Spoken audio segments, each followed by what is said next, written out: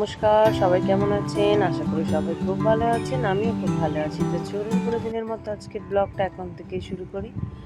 সকাল সকাল টিফিন বানিয়ে দিচ্ছি আরুইর জন্য। আজকে আরুইর বায়না টিফিনে ম্যাগি নিয়ে যাবে। তো সকাল সকালও নিজেই বানিয়ে নেবে বলেছিল, কিন্তু এত সকালেও নিজে ব্যস্ত ড্রেস পরতে, চুল বাঁধতে, ওই জন্য আমিই বানিয়ে দিলাম। আর আমার যেহেতু ওঠা সকালেই রান্নার ব্যাপার আছে, তাই ভাবলাম চটপট করে দিই, তারপর আমি রান্না বসাবো। তো তাই ম্যাগিটা চটপট হয়েও গেল। ম্যাগি করতে তো খুব একটা বেশি সময় লাগে না, আর যেহেতু অনেকটা পরে খাবে, তাই আমি এটা জল দিয়া করলাম না, একটু ঝুড়ো করে দিলাম, মানে সিদ্ধ করে জল ঝরিয়ে ড্রাই করে দিয়েছি। তাহলে এটাতে অনেকটা সময় পরেও খেলে অসুবিধা লাগবে না। তো যাই হোক, একটু স্যালাডও দিয়ে দিয়েছি পছন্দ মতো, শসা আর একটু গাজর। তো চলো, ওর টিফিনটাকে গুছিয়ে তো দিয়ে দিয়েছি, এবার ওর চুলটা আমি বেঁধে দিই, কারণ চুলটা যেই বড় হয়েছে আর একা বাঁধতে পারছে না। আমি এই কারণেই কেটে দিয়েছিলাম, কারণ আমার এত সকালে সময় হবে না, আর বেলার দিকে যদিও হয়, আবার এখন বাবুটাকে কোলে নিয়ে বসে থাকা, সে যাই হোক, তবু বেলার দিকে একটু সময় করে দেওয়াই যায়, কিন্তু এত সকালে আমার রান্নার মধ্যে দিয়ে ওকে চুল বেঁধে দেওয়াটা খুব সমস্যা। তাই বলছি আবার কেটে দেওয়ার কথা, কিন্তু ও আর একদমই কাটতে চাইছে না, আর বড় হচ্ছে তো সেই কারণে।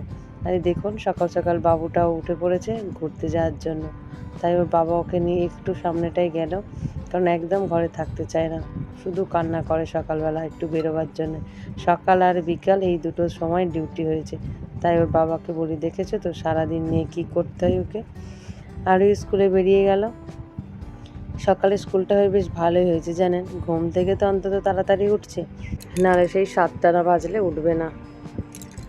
চলুন এবার আমি আমার কাজকর্মগুলো সেরে ফেলি চটপট। তারপরে অনেকটা সময় পেরিয়ে গেল, রান্না বান্না সেরে সবাইকে টিফিন দিয়ে খেয়ে দিয়ে, তারপরে এখন বাজে প্রায় 11টার মতো। বাবুকে একটু তেল মাখিয়ে আর একটু নিচে শুইয়ে দিয়েছি, ও খেলা করছে, তার ফাঁকে আমি আবার এই কাজগুলো সেরে ফেলছি। তবে প্রতিদিনের এই নিত্য প্রয়োজনীয় কাজগুলো সারার সময় একটু মনে হয় ঝাড়া হাত পা হলে খুবই ভালো হয়, চটপট কাজটা করে নিতে পারি, কিন্তু বাবুকে নিয়ে করতে তো হবেই বলুন, তাই ও একটু এরকম যদি খেলে আমারও খুব কাজে সুবিধা হয়। যাই হোক, সব কাজটা সারার পরে বাবুকেও স্নান করিয়ে আমিও স্নান করে পুজো করতে চলে আসলাম। আজকে একটা আমাদের গ্রামেরই বাচ্চার পুজো যাচ্ছে বাবা বড় কাচারির কাছে, আর তাই মায়ের কাছে একটু প্রসাদ দিয়ে গেছে। তো সেটাই, যেহেতু মায়ের ঘট আমার বাড়িতে, তাই মাকে আমার বাড়িতেই প্রসাদটা দিলাম, আর মন্দিরেও মাকে খাইয়ে এসেছি। তারপরে আর আমি খেতে বসে গেলাম। একটু পেঁপে আর কুমড়ো দিয়ে চচ্চড়ি ছিল একটু সাথে, আর পটল চিংড়ি বানিয়েছিলাম আজকে। তবে এই প্রতিদিন দুপুরবেলা একা ভাত বাড়তে খুব বিরক্ত লাগতো, তবে এখন সকালে স্কুলটা হয়ে বেশ ভালোই হয়েছে, দুজনে মিলে একসাথে খেতে পারি, আর একা খেতে একদমই সত্যি ভালো লাগে না। তবে যদিও আমাকে সঙ্গ দেওয়ার জন্য আমার চিনি আছে, ওই দেখুন সেই দোকানে বসেছিল, ডাকতেই উড়ে চলে আসলো একদম একটানা। যেই ভাত বেড়েছি একটু ডাকলাম, ও চলে আসলো ভাত খেতে। চলুন আমরা তিনজনে মিলে এখন ভাতটা খেয়ে নিই। চিনি তো আমাদেরই পরিবারের একজন হয়ে গেছে। বিকালবেলা অসীম আর আমি দুজনে মিলে একটু আনাজ কাটতে বসলাম।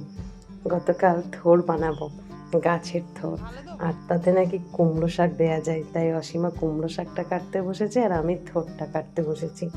আর বাবুকে নিয়ে মানসিক ঘুরছে এখন।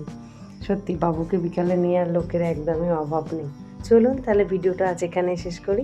আগামীকাল একটি নতুন ব্লগে আবার দেখা হবে। সবাই সুস্থ থাকবেন, ভালো থাকবেন, সবাইকে ভালো রাখবেন। চলুন, টাটা।